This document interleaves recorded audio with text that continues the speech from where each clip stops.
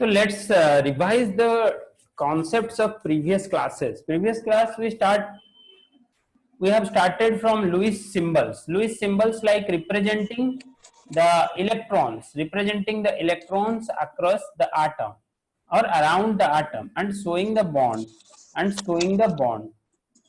And which type of bonds can be shown by Lewis structure? It may be covalent. Mainly covalent bonds are shown by the Lewis structure, where valence electron is shared. And you have known that some drawbacks to the octet rule, like electron deficient species, where less than 8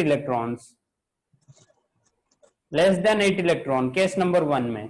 फिर यहां पर क्या है ना, odd electron मतलब nitrogen में एक extra single electron बच जाता था, उसको हम ऑड इलेक्ट्रॉन बोलते थे. कौन से मॉलिक्यूल में ना, NO2, NO और NO2 में. और सिमिलरली आगे हमने देखा कि एक्सेस इलेक्ट्रॉन मतलब 8 से ज्यादा इलेक्ट्रॉन वैलेंस सेल में रहे तो उसको ऑक्टेट रूल का वायलेशन बोलेंगे. जैसे कि यहाँ पर 12 इलेक्ट्रॉन, यहाँ पर 10 इलेक्ट्रॉन, यहाँ पर 14 इलेक्ट्रॉन, यहाँ पर 12, यहाँ पर 8 था, इसे काट दो. PF5 करना है तो कर दो, नहीं तो इसे उड़ा दो. ओके, प्रीवियस क्लास में हमने ये डिस्कस किया था अच्छे से. और आप लोगों को अगर कुछ डाउट है प्रीवियस क्लास से तो बात करते हैं, फिर हम आगे चलते हैं आज के टॉपिक पे. देखो यहाँ पर formation of noble gas compounds, हमने पहले बोला कि सर नोबल गैस कोई कंपाउंड नहीं फॉर्म करते बिकॉज वो ऑक्टेट रूल के अकॉर्डिंग 8 इलेक्ट्रॉन है उनके वैलेंस शेल में, पर उसके बाद भी वो फॉर्म करते हैं. देखो ये 10 इलेक्ट्रॉन वाला स्पीसीज है, ये 14 इलेक्ट्रॉन वाला स्पीसीज है, और ये शायद 16 इलेक्ट्रॉन वाला स्पीसीज है, ये है 14 इलेक्ट्रॉन वाला स्पीसीज. तो ऐसे ऐसे करके अपना होता गया. फिर अदर ड्रॉबैक्स देखिए, अदर ड्रॉबैक्स मैंने ये सब आपको लिखाया था अपने कॉपी में. और फिर हम आगे चलेंगे जब आयनिक बॉन्ड के कॉन्सेप्ट की तरफ. आयनिक बॉन्ड्स, अभी आप हेडिंग डालो. प्रीवियस क्लास का ड्रॉबैक का रिकैप हमने किया, अभी आप आयनिक बॉन्ड्स का हेडिंग डालो. बचपन से मतलब जब से आपने साइंस पढ़ा है तब से आप कुछ ऐसे कंपाउंड्स देख रहे हो, sodium chloride, potassium chloride, iodide, bromide, ऐसे कुछ कंपाउंड आपने देखा है. ये सोडियम क्लोराइड क्या है भाई? आपका टेबल सॉल्ट है, हाँ कि नहीं? अरे आपके घर में जो सॉल्ट आप लोग यूज करते हो इसे बोलते हैं. रॉक सॉल्ट वाला नहीं है, ये टेबल सॉल्ट है जो व्हाइट कलर आता है टाटा के पैकेट में, उसको हम बोलते हैं आयनिक कंपाउंड. तो इन दोनों के बीच यहाँ पर जो क्लोरीन और सोडियम, ये दोनों पार्ट्स हैं. ये सोडियम है पॉजिटिव वाला पार्ट बिकॉज ये एक इलेक्ट्रॉन क्लोरीन को देता है, और क्लोरीन है नेगेटिव वाला पार्ट बिकॉज ये एक इलेक्ट्रॉन एक्सेप्ट करता है सोडियम से. जो इन दोनों का बाइंडिंग फोर्स है या फिर अट्रैक्शन है या फिर जो बॉन्ड है उसको हम बोले आयोनिक बॉन्ड. तो आप इसे क्या लिख सकते हो ना, इलेक्ट्रोस्टैटिक फोर्स ऑफ अट्रैक्शन. लिखो. Ionic bond is defined as the electrostatic force of attraction between two oppositely charged ions. Okay, and it is also called as a electrovalent bond.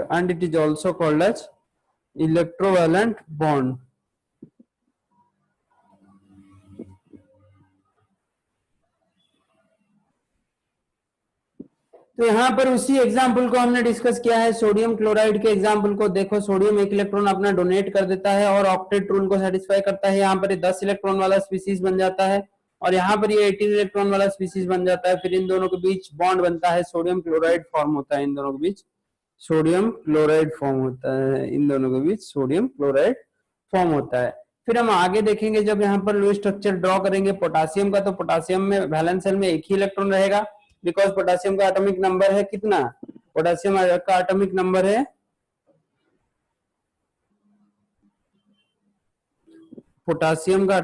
कितना है बेटा? 19. तो एक इलेक्ट्रॉन कहाँ रहेगा? 19. हाँ, एक इलेक्ट्रॉन कहाँ रहेगा? तो फिर एक इलेक्ट्रॉन रहेगा वैलेंस शेल में. ओके, आज पोटासियम का एटॉमिक नंबर 19 है तो उसका एक ही इलेक्ट्रॉन अपना वैलेंस शेल में प्रेजेंट रहेगा. तो यहाँ पर देखो क्लोरीन में कितने इलेक्ट्रॉन्स हैं? क्लोरीन में सर 7 इलेक्ट्रॉन है वैलेंस शेल में. तो ये जो पोटासियम का अगर एक इलेक्ट्रॉन इस क्लोरीन पे जंप कर जाता है तो ये क्लोरीन का ऑक्टेट रूल भी सेटिस्फाई हो गया और इस पोटासियम का ऑक्टेट रूल भी सेटिस्फाई हो गया 2 8 8 करके. तो ऐसे आप अपना स्टेबल क्या होता है ना, K प्लस का चार्ज टेबल होता है, K प्लस चार्ज टेबल होता है K। अरे क्या हम लोगों का क्लास बीच में कट गया, कैसे हुआ ये? स्क्रीन शेयर करते हैं फिर से। ओके, तो यहाँ पर देखो, यहाँ पर पोटासियम प्लस चार्ज टेबल होता है और इसका माइनस चार्ज टेबल होता है। तो इन दोनों के बीच हम जब बॉन्ड बनाएंगे, इन दोनों के बीच जब बॉन्ड बनाएंगे तो कैसे बनाएंगे ना, ये जो नेगेटिव चार्ज है इसके साथ अट्रैक्टेड होगा और ये जो पॉजिटिव चार्ज है इस नेगेटिव के साथ अट्रैक्टेड होगा और इन दोनों के बीच एक इलेक्ट्रोवैलेंट फोर्स ऑफ अट्रैक्शन से बन जाएंगे ये दोनों, एक इलेक्ट्रोवैलेंट फोर्स ऑफ अट्रैक्शन से ये दोनों बन जाएंगे और इस बॉन्ड को हम बोलेंगे आयोनिक बॉन्ड और इस बॉन्ड को हम बोलेंगे आयोनिक बॉन्ड। ओके, तो आपको आयोनिक बॉन्ड का इंट्रोडक्शन अच्छे से समझ आया होगा मुझे जो लगता है। अगर किसी को कुछ समझ नहीं आया तो बताओ, नहीं तो हम आगे बढ़ेंगे factors affecting the formation of ionic bond की तरफ। कौन कौन से ऐसे फैक्टर हैं जो अफेक्ट करते हैं आयोनिक बॉन्ड के फॉर्मेशन को, मतलब आयोनिक बॉन्ड को बनने में कौन कौन फैक्टर अफेक्ट करते हैं। जैसे कि पहला चीज है आयनाइजेशन एनर्जी। आज हमने पीरियडिक टेबल में प्रीवियसली पढ़ा था, क्या पढ़ा था ना, आयनाइजेशन एनर्जी होता है the amount of energy required to remove an electron and make the atom a cation और make the element a cation. तो उसको अगर कैटायन बनाने के लिए आपको जितना एनर्जी चाहिए अगर आपके पास उतना एनर्जी है तो फिर जाके आप कैटायन बना सकते हो। यहाँ पर कैटायन कौन था, K प्लस या फिर Na प्लस था कैटायन। और अनायन बनाने के लिए या फिर अनायन जो है क्लोरीन जो है माइनस में है, तो इसको अगर आपको माइनस बनाना है तो उसको क्या आपको जरूरत है, उसका इलेक्ट्रॉन एफिनिटी जरूरत है। इलेक्ट्रॉन एफिनिटी क्या होता है ना, the tendency to form N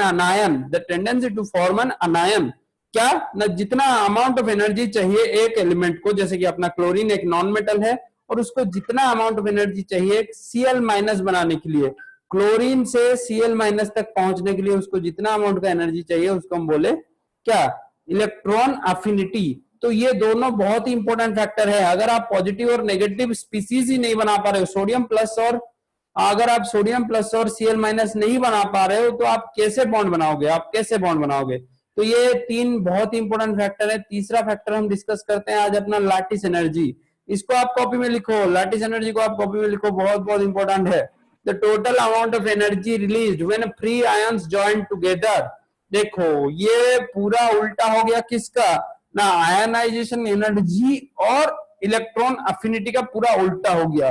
क्या हो गया यहाँ पर ना, total amount of energy released when free ions join together to form 1 mole of crystal is called lattice enthalpy या फिर lattice energy। तो the higher the magnitude of lattice energy the greater the tendency of formation of bond, ionic bond. तो ionic bond बनने के लिए हमें lattice energy ज्यादा चाहिए, तो जितना ज्यादा अपना लैटिस एनर्जी होगा उतना ही ज्यादा टेंडेंसी रहेगा अपना आयनिक कैरेक्टर या फिर कोवेलेंट कैरेक्टर उतना कम रहेगा।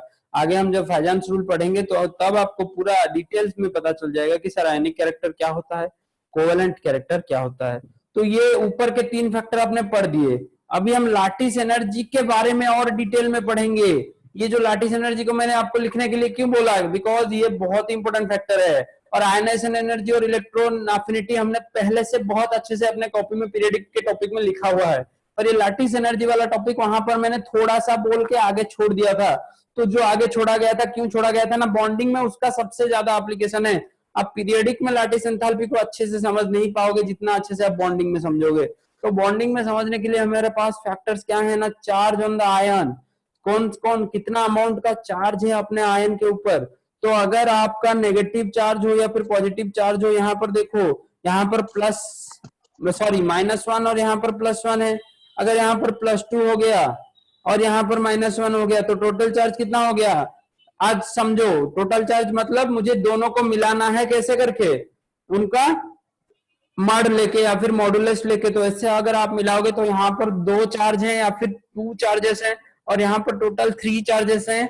और यहाँ पर देखो मैग्नीशियम का +2 और ऑक्सीजन का चार्ज कितना होता है, दिमाग लगाओ थोड़ा, ऑक्सीजन के ऊपर कितना चार्ज रहता है, -2 रहता है। तो यहाँ पर देखो, यहाँ पर -2 तो आपको कैसे पता चलेगा कि किसका लैटिस एंथैल्पी ज्यादा होगा सबसे ना, जहां पर चार्ज वैल्यूज ज्यादा होंगे, जहां पर चार्ज वैल्यूज ज्यादा होंगे। अगर चार्ज के वैल्यू ज्यादा हुए तो फोर्स ऑफ अट्रैक्शन जो है इन दोनों के बीच ज्यादा होगा। आपने कूलम्ब्स लॉ तो नहीं पढ़ा होगा, अगर आप 12th में जब जाओगे तो वहां पर कूलम्ब्स लॉ पढ़ोगे। जब दो चार्ज के बीच अट्रैक्शन होता है तो वहां पर उनको डिपेंड करता है कौन ना, उनके चार्ज के वैल्यूज। अगर उनके ऊपर 1 कूलम चार्ज है और इसके ऊपर भी 1 कूलम है, वहां पर जितना अट्रैक्शन होगा, और अगर यहाँ पर 2 कूलम है या फिर यहाँ पर 2 कूलम है तो उन लोगों में ज्यादा अट्रैक्शन होगा। अगर ज्यादा अट्रैक्शन होगा तो बॉन्ड अच्छा बनेगा। अगर ज्यादा आप लोगों में अट्रैक्शन है तो आप लोगों का बॉन्ड स्ट्रांग बनेगा कि नहीं बनेगा? अगर स्ट्रांग बना तो lattice enthalpy is directly proportional to the strength of the bond. तो यहाँ पे देखो आपको ट्रेंड मिल गया, 1 1 वाला या फिर +1 -1 वाला सबसे कम होगा, उसके बाद +2 -1 वाला उससे थोड़ा ज्यादा होगा, फिर +2 -3 -2 वाला उससे थोड़ा ज्यादा होगा। और अगर हम आगे देखते जाएंगे तो यहाँ पर Al2O3 होगा। ओके, यहाँ पर इसके ऊपर होगा +3 चार्ज और इसके ऊपर -2। तो ऐसे आप आगे आगे देखते जाओगे और बहुत सारे मॉलिक्यूल को आप खुद कंपेयर कर पाओगे। तो पहला पॉइंट वो होप सब लोगों ने आप मेरे साथ समझते हुए लिखा होगा। अगर कोई नहीं लिखा है तो 1 मिनट टाइम लो और अच्छे से इस पॉइंट को समझो और समझ के अपने लैंग्वेज में लिखो कि चार्ज ऑफ द आयन जहां पर ज्यादा होता है तो वहां पर लैटिस एंथैल्पी ज्यादा होता है। चार्ज ऑफ द आयंस जहां पर ज्यादा होता है वहां पर लैटिस एंथैल्पी ज्यादा होता है। ये पॉइंट को लिखो अपने कॉपी में, बहुत इंपॉर्टेंट है और बहुत बार ये क्वेश्चंस पूछे गए। पूरा इसी ट्रेंड को बहुत बार अपने डिफरेंट एग्जाम्स में देख लोगे। ये क्वेश्चंस बहुत ही हॉट लिस्टेड क्वेश्चन होते हैं, हिट लिस्टेड क्वेश्चन होते हैं, बहुत बार पूछे जाते हैं वेरियस एग्जाम्स में। और यहाँ पर देखो size of ion, the larger the size of ions greater is the intermolecular distance. अगर इंटरमोलिकुलर डिस्टेंस ज्यादा हुआ तो बॉन्डिंग क्या होगा? बॉन्डिंग होगा कम और अट्रैक्शन होगा कम, तो लैटिस एंथैल्पी होगा कम। तो यहाँ पर देखो अगर साइज ऑफ द आयन बढ़ता गया, साइज ऑफ द आयन बढ़ता गया और लैटिस एंथैल्पी वहां पर क्या होगा ना, कम होगा। जैसे कि आपको पता है क्लोरीन का साइज स्मॉल होता है, किससे, किसके कंपेयर से? ब्रोमीन से, बिकॉज क्लोरीन है ग्रुप पीरियडिक 3 में और ब्रोमीन है पीरियड 4 में, क्लोरीन के नीचे। तो एक पीरियड में मतलब आपका एक एक्स्ट्रा सेल है ब्रोमीन के पास, तो ब्रोमीन का साइज ज्यादा हो गया। तो यहाँ पर सोडियम का साइज तो सेम रहता है। आप दोनों को वैरी मत कराना, दोनों को वैरी कराओगे तो आप कुछ ट्रेंड समझ नहीं पाओगे। एक को ही वैरी कराओ। जैसे हम देखेंगे NaF का लैटिस एनर्जी सबसे ज्यादा होगा बिकॉज फ्लोरीन का साइज सबसे कम है। उसके बाद हम देखेंगे NaCl उससे ज्यादा होगा, उससे कम होगा। फिर उसके बाद हम देखेंगे NaBr उससे कम होगा। फिर उसके बाद हम देखेंगे NaI, sodium iodide. Okay, similarly यहाँ पर LiF और LiI में भी वही सेम रिलेशन है। फ्लोरीन का साइज छोटा है इसलिए उसका लैटिस एनर्जी या फिर लैटिस एंथैल्पी ज्यादा आता है उसके कंपाउंड का, और यहाँ पर आयोडीन का साइज बड़ा है इसलिए यहाँ पर उसका लिथियम के साथ जो कंपाउंड बनता है वहां पर आता है अपना कम लैटिस एनर्जी का वैल्यू। कम क्यों आता है उससे भी मैंने आपको समझाया। कैसे समझाया ना, अगर बड़ा साइज होगा तो उन लोगों के बीच डिस्टेंस ज्यादा होगा, और आपको पता है अगर हम दोनों के बीच इतना डिस्टेंस है तो आप लोगों में और मेरे बीच में जितना अट्रैक्शन रहना चाहिए उतना अट्रैक्शन तो है नहीं।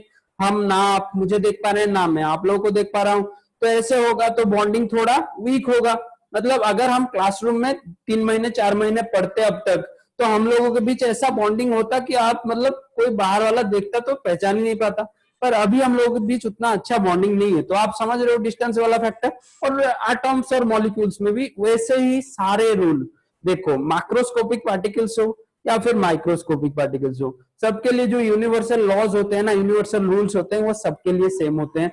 और बहुत सारे जो थ्योरी होते हैं वो डिफर करते हैं, बट लॉज या फिर रूल्स जो होते हैं वो सबके लिए सेम होते हैं। तो यहाँ पर आपको लिथियम के कंपाउंड्स में ट्रेंड क्या पता चलेगा ना, LiF सबसे ज्यादा है, उसके बाद लिथियम क्लोराइड, उसके बाद LiCl, LiBr उसके बाद, और उसके बाद LiI, उसके बाद LiI। वेरी गुड बच्चों, लिखते जाओ लिखते जाओ लिखते जाओ।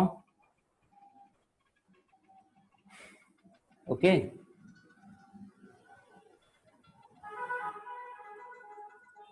तो ये लैटिस वाला जो पॉइंट्स है ना बहुत इंपॉर्टेंट है, इसको मत छोड़ना।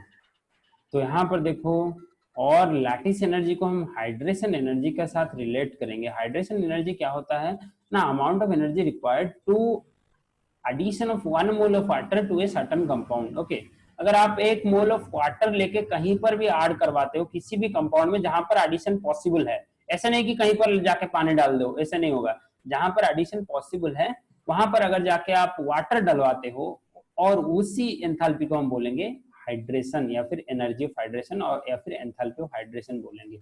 ओके, जितना एनर्जी रिलीज होगा वहीं से। तो greater the lattice enthalpy more is the stability of the compound.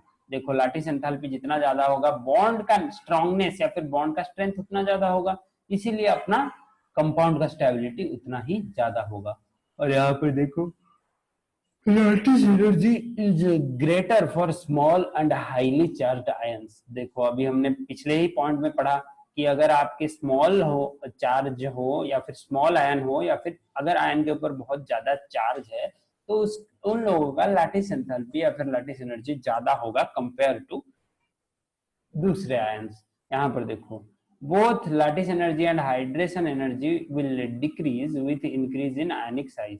अगर आयनिक साइज इंक्रीज करता है तो लैटिस एनर्जी और हाइड्रेशन एनर्जी दोनों डिक्रीज करेगा, बिकॉज उन लोगों के बीच अट्रैक्शन डिक्रीज करेगा, बिकॉज डिफरेंट स्पीसीज के बीच अट्रैक्शन डिक्रीज करेगा, बिकॉज साइज या फिर डिस्टेंस बढ़ रहा है। आपको अभी मैंने समझाया डिस्टेंस जितना ज्यादा बढ़ता है अट्रैक्शन उतना ज्यादा घटता है। हम दोनों पास पास बैठे हैं तो हमारे बीच अट्रैक्शन ज्यादा है, और हम दोनों दूर दूर चले गए तो हमारे बीच अट्रैक्शन कम हो गया। तो यहाँ पर देखो if anion and cation of comparable size, the cationic radius will influence the lattice energy। अगर anion और cation दोनों कंपेरेबल साइज के हैं तो cationic radius जो होगा वो लैटिस एनर्जी को इन्फ्लुएंस करेगा, ना कि anionic radius। cationic radius ज्यादा इंपॉर्टेंट रोल प्ले करेगा। Since the lattice energy decreases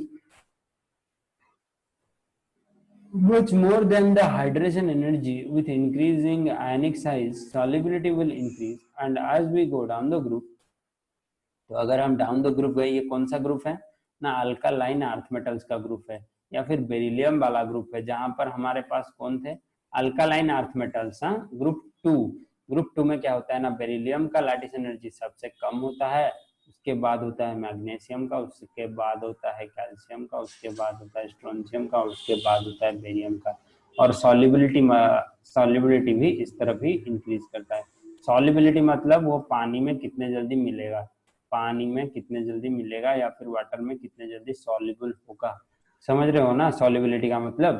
तो ये हो गया अपना बेसिक फंडा किसके ऊपर ना, लैटिस एनर्जी और सॉल्युबिलिटी के ऊपर। यहाँ पर और एक पॉइंट आनायन के बारे में दिया गया है। If the anion is large compare to the cation, the lattice energy will remain almost constant within a particular group. एक ग्रुप में अगर आपके आनायन का साइज बड़ा है और कैटायन का साइज स्मॉल है, तो वहां पर लैटिस एनर्जी हमेशा के लिए कांस्टेंट रहेगा उस ग्रुप में। But hydrogen energy decreases down the group and solubility will decrease and is found in alkaline earth metal carbonate and sulfate। तो अल्कालाइन अर्थ मेटल कार्बोनेट और सल्फेट में ट्रेंड बिल्कुल उल्टा होता है, ये भी बहुत ही इंपॉर्टेंट क्वेश्चन है।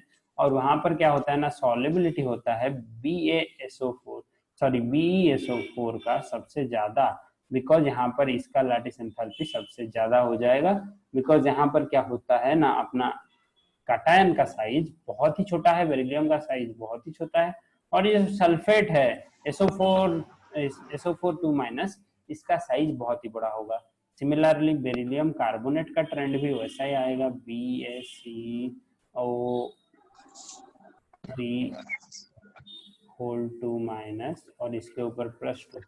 तो बेरिलियम कार्बोनेट का भी लैटिस कार्बोनेट और डिफरेंट अदर कार्बोनेट से ज्यादा होगा। इसका भी वही सेम रीजन है, बेरिलियम एक स्मॉल साइज कैटायन है, और ये जो आनायन है ये बहुत ही लार्ज है, ये आनायन है बहुत ही लार्ज है।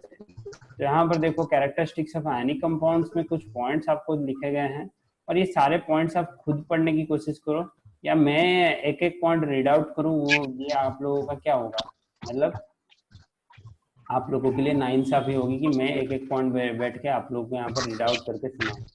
तो आप देखो, अगर कुछ समझ नहीं आता है तो मुझे यहाँ से पूछो।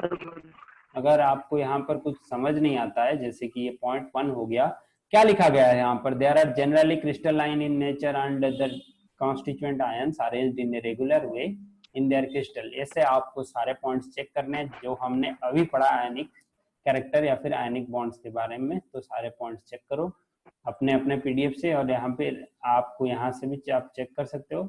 उसके बाद हम सॉल्युबिलिटी ऑफ आयनिक सॉलिड्स के बारे में आज हम पढ़ेंगे, और उसके बाद क्वेश्चंस थोड़ा जितना हो सके कंप्लीट करेंगे और जाएंगे।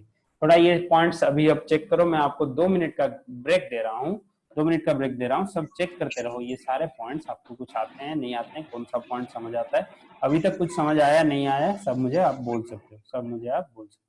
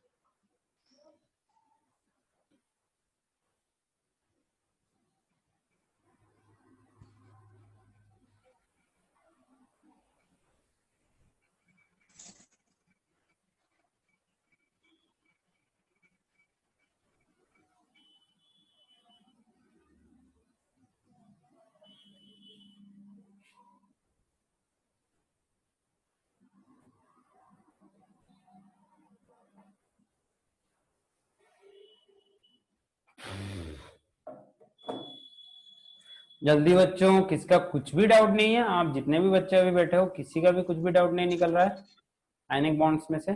आपको सब समझ आ रहा है? तो चलते हैं आगे, हम सॉल्युबिलिटी पढ़ेंगे। आप ये सारे पॉइंट्स चेक कर लो थोड़ा, कौन सा पॉइंट आपको डिफिकल्ट लगता है, 8 नंबर 9 नंबर। हाँ पूछो, पूछो बेटा। सर कैरेक्टरिस्टिक्स, सर कैरेक्टरिस्टिक्स का ऊपर जो समझाए थे वो डायग्राम टोटल समझ नहीं आया। कौन सा वाला डायग्राम बेटा? सर जो इसका पहले कैरेक्टरिस्टिक्स का पहले। कैरेक्टरिस्टिक्स के पहले? ओके, 1 सेकेंड पीछे जाते हैं थोड़ा सा, आप लोग अपने पीडीएफ से पढ़ो। कौन सा डायग्राम बेटा? ये वाला, ये जो ट्रेंड लिखा गया है, ये वाला? सर लास्ट वाला पॉइंट है, सॉल्युबिलिटी इंक्रीज नीचे वाला। ओह, सॉल्युबिलिटी क्यों इंक्रीज करता है? देखो, अगर आपका हाइड्रेशन एनर्जी या फिर लैटिस एनर्जी ग्रुप में इंक्रीज करता है, तो हाइड्रेशन एनर्जी या फिर लैटिस एनर्जी ग्रुप में इंक्रीज क्यों करता है? क्यों करता है ना, यहाँ पर देखो ये दोनों के रेडियस बिल्कुल कंपेरेबल हैं, बेरिलियम 2+ भी छोटा है और OH- भी अपना एक छोटा नेगेटिव चार्ज है, और ये दोनों के रेडियस अगर कंपेरेबल हुए तो आपको कौन सा फैक्टर अफेक्ट करेगा ना, डाउन द ग्रुप आपका लैटिस एनर्जी इंक्रीज करेगा। अगर down the group lattice energy और हाइड्रेशन एनर्जी इंक्रीज करते हैं तो आपका जो सॉल्युबिलिटी होता है, आपका जो सॉल्युबिलिटी होता है इंक्रीज करता है, आपका जो सॉल्युबिलिटी होता है इंक्रीज करता है डाउन द ग्रुप। ठीक है, यही हम समझाना चाहते थे वहां पर। आपको ये वाला ट्रेंड थोड़ा आपके कॉपी में लिखना है, और इसके ऑपोजिट ट्रेंड्स क्या है हमारे पास ना, बेरिलियम कार्बोनेट और सल्फेट, ये मैग्नीशियम कार्बोनेट, बेरिलियम कार्बोनेट, ये जो ऑपोजिट ट्रेंड है, ये क्या होगा ना, यहाँ पर ऐसे वाला साइन आ जाएगा। अगर यहाँ पर आपने कार्बोनेट लिख लिया या फिर सल्फेट लिख लिया, सबका ओके, सबका आपको लिखना पड़ेगा, CO3 और SO4, okay, MgSO4 MgCO3 whole 2 नहीं रहेगा यहाँ पर, तो इसके ऊपर भी -2 होगा और इसके ऊपर +2, तो ये 0 हो जाएगा, तो ऐसे नहीं होगा। तो इसका ट्रेंड अगर आप लिखने वाले हो तो यहाँ पर साइन को आपको अपोजिट करना होगा, यहाँ पर साइन को आपको अपोजिट करना होगा, समझ रहे हो? बिकॉज ये दोनों का साइज कंपेरेबल था, इसलिए हमने ऐसा ट्रेंड लिखा। अगर आपका कैटायन और एनायन के बीच साइज गैप थोड़ा लार्ज हो जाता है तो आपको ट्रेंड बदलना पड़ेगा, मतलब उल्टाना पड़ेगा, समझ रहे हो? तो ऐसा ही ये फंडा है। और इनऑर्गेनिक केमिस्ट्री में बहुत सारे चीज हमें याद करना पड़ता है, आपको मैं इतना चीज याद नहीं करवाऊंगा, जितने इंपॉर्टेंट कॉन्सेप्ट्स हैं एग्जाम के पॉइंट ऑफ व्यू से उतने ही चीज हम याद करेंगे। अभी मैं बोल रहा था कूलम्स लॉ के बारे में, देखो यहाँ पर कूलम्स लॉ लिखा गया बच्चों, force of attraction between two charges is directly proportional to force of attraction between two charges is directly proportional to the magnitude of charge and inversely proportional to distance. तो यहाँ पर Z1 Z2 और D क्या है? Z1 Z2 है the charge in the ions and E is the electronic charge. E का value कितना होता है? E का वैल्यू, इलेक्ट्रॉन का चार्ज का वैल्यू कितना होता है? 1.6 × 10⁻⁻19 कूलम, ये कॉपी में लिख लो, एक इलेक्ट्रॉन का चार्ज का वैल्यू कितना होता है। ओके, तो यहाँ पर देखो D is the dielectric constant, D is the dielectric constant, जिसको हम फिजिक्स में बोलते हैं K, केमिस्ट्री में हम D बोलते हैं, फिजिक्स में K बोलते हैं। तो यहाँ पर देखो, greater the force of attraction between the ions, small is the bond. तो अगर आप लोगों के बीच अट्रैक्शन ज्यादा होगा तो बॉन्ड ऑब्वियसली स्मॉल होगा, अगर आप लोगों के बीच अट्रैक्शन कम होगा या फिर आप लोगों के बीच डिस्टेंस ज्यादा होगा तो आप लोगों के बीच अट्रैक्शन कम होगा और बॉन्ड आपका छोटा होगा, और बॉन्ड आपका छोटा होगा। ये पॉइंट्स आपको समझा रहे हैं। तो given solute, the greater the value of dielectric constant, smaller is the force of attraction between positive and negative charge, hence the solubility is greater. अगर डाइलेक्ट्रिक कांस्टेंट ज्यादा हुआ तो फोर्स ऑफ अट्रैक्शन कम होगा, अगर फोर्स ऑफ अट्रैक्शन कम हुआ तो solubility ज्यादा होगा। सिमिलरली यहाँ पर देखो सॉल्युबिलिटी ऑफ आयनिक सॉलिड से NaCl इन वाटर, ये है इथानॉल, ये है एसीटोन, ये है एसीटोन,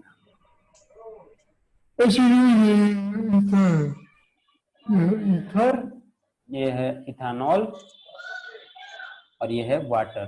तो इन लोगों के बीच आपको ट्रेंड आपको ये समझना पड़ेगा, ये ट्रेंड आपको समझना पड़ेगा।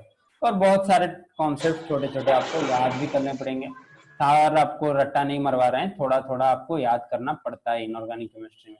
जब हम ऑर्गेनिक या फिर फिजिकल पढ़ेंगे तो वहां पर आपको ज्यादा कुछ रट्टा नहीं मारना पड़ेगा, सिर्फ फॉर्मूला याद करना है।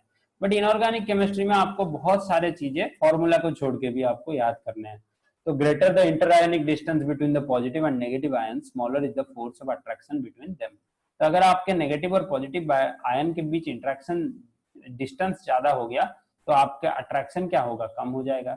देखो ये वाला ट्रेंड डिस्टेंस नीचे इंक्रीज करता है, यहाँ पर भी डिस्टेंस नीचे इंक्रीज करता है डाउन द ग्रुप। अगर आपका इसका साइज बढ़ता है, पॉजिटिव वाला का साइज बढ़े, या फिर यहाँ पर देखो फ्लोरीन के बाद क्लोरीन, ब्रोमीन, आयोडीन, इन नेगेटिव वाले साइज का बढ़े, तो यहाँ पर आपका डाउन द ग्रुप क्या होता है ना, फोर्स ऑफ अट्रैक्शन इंक्रीज करता है और सॉल्युबिलिटी भी इंक्रीज करता है।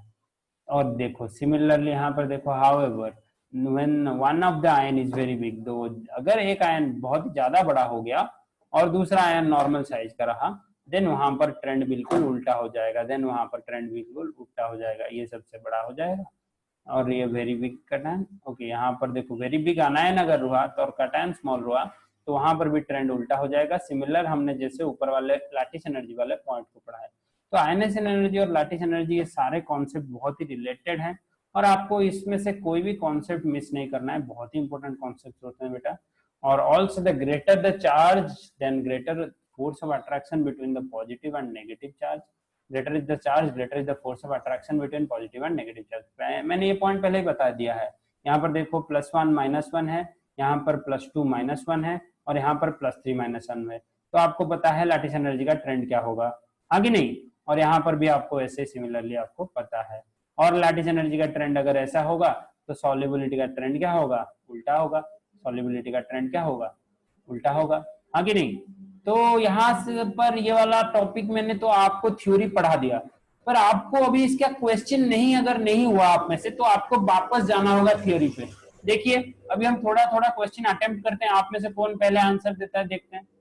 Which of the following compound does not follow octet rule, ये वाला मुझे आंसर कौन देगा, आप में से कोई भी।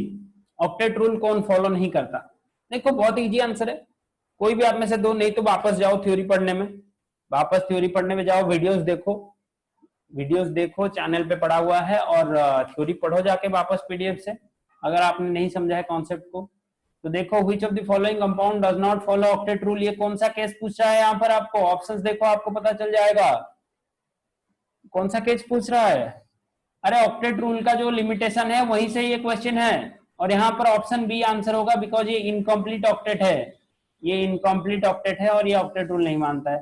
Which of the following compound does the central atom obey octet rule, यहाँ पर कौन ऑक्टेट रूल मान रहा है, कौन ऑक्टेट रूल मान रहा है, देखो जरा, ये वाला है, बिकॉज ये तीनों तो हैं क्या ऑक्टेट रूल के लिमिटेशंस में।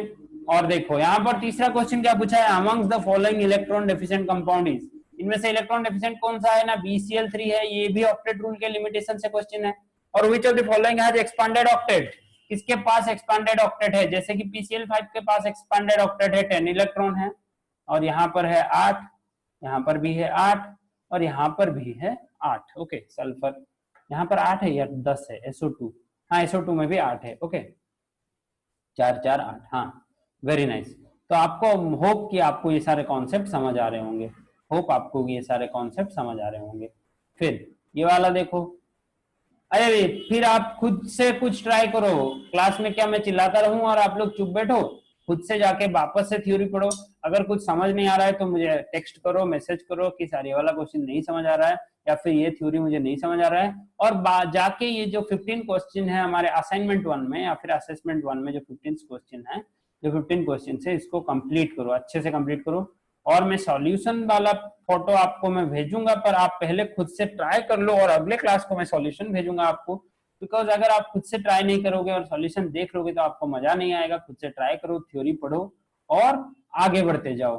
फिर अगले क्लास में हम कोवेलेंट बॉन्ड के बारे में डिस्कस करेंगे, कोऑर्डिनेट बॉन्ड्स के बारे में डिस्कस करेंगे। और यहीं पर आप लोगों का टाइम खत्म होता है, मतलब मेरा टाइम खत्म होता है। अगर आपको कुछ डाउट पूछना है तो आप रुक के पूछ सकते हो।